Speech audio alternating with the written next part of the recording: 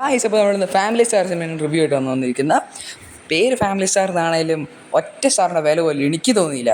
കാരണം അതുപോലെയാണ് ആ പടം കാണിച്ചു വച്ചേക്കുന്നത്. കാര്യം അവർ ഫാമിലി എൻ്റർടൈൻമെൻറ്റ് തന്നെയാണ് സംഭവം കൊണ്ട് ഉദ്ദേശിച്ചതെങ്കിലും സംഭവം ആ ലെവലിലേക്കൊന്നും എത്തിയില്ല. ഉള്ള കാര്യം പറയാലോ.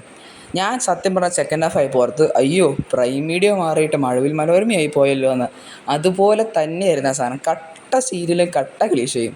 ഇത് മാത്രമായിരുന്നു ആ പടത്തിൽ ഫുള്ളായിട്ടുണ്ടായിരുന്നത്.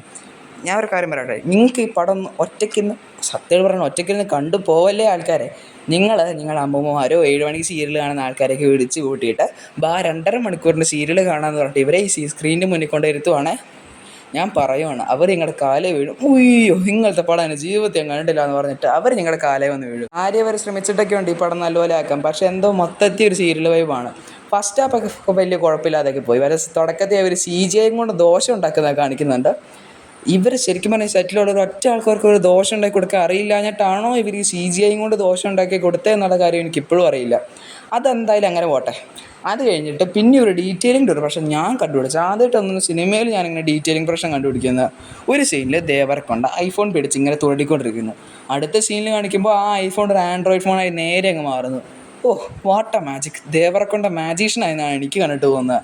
പിന്നെ ഇവരുടെ ഇടയ്ക്കൂടെയുള്ള ആവശ്യമില്ലാത്ത റൊമാൻസും കുറേ തെലുങ്ക് ഫൈറ്റും മൊത്തത്തിൽ പറയാലോ കട്ട ഷോക്കായിരുന്നു. ക്ലൈമാക്സ് വരുന്ന ക്ലീശയും മൊത്തത്തിൽ എല്ലാം കൂടി ഇങ്ങോട്ട് കൂട്ടി അടച്ചിട്ട് ഒരു സീരിയൽ സാധനം എന്ന് വെച്ചാൽ നമ്മൾ സിനിമ 7 മണിക്ക് മഴവിൽ മനോരമ കണ്ടുകൊണ്ടിരുന്ന സീരിയലെല്ലാം കൂടെ കൂട്ടിക്കുഴച്ച് ഒരു ദേവരെ കൊണ്ടേ നടുക്കൊണ്ട് ആഡ് ചെയ്തിട്ട് ഇവരെല്ലാം കൂടെ വെച്ച് കുറേ തെലുങ്കും ഫൈറ്റും പിന്നെ കുറേ കട്ട ക്ലീശയും ആവശ്യമില്ലാത്ത റൊമാൻസും വലിച്ചു നീട്ടിയുള്ള സെക്കൻഡ് ഹാഫും.